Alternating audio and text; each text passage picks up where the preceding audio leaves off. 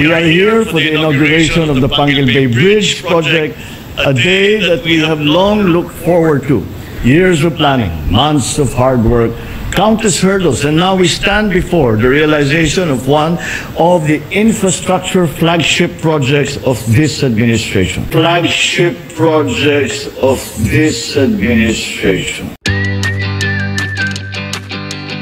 Ito ang Panguil Bay Bridge, ang tulay na mag-uugnay sa mga probinsya ng Misamis Occidental at Lanao del Norte. Kahabang-abot sa megit 3 kilometers, tatawirin ng tulay na ito ang malapad na Panguil Bay mula Tawag City, Misamis Occidental hanggang sa bayan ng Tubod ng Lanao del Norte.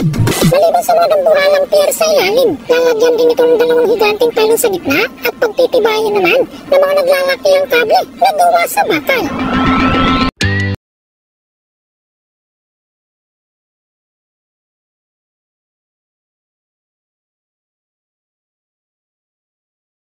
Ang ganitong klaseng struktura, kaya abot sa megit 7 billion pesos ang gagastusin sa tabuan ng proyekto.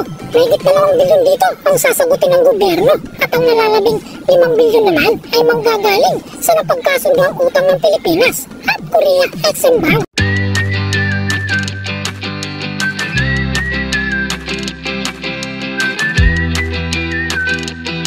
Noong 2020, nang maumpisa ng paggawa sa Panguil Bay Bridge at inaasahang bago pa man matapos ang taong 2023 ay matatapos na ito at madadaanan na ng mga motorista.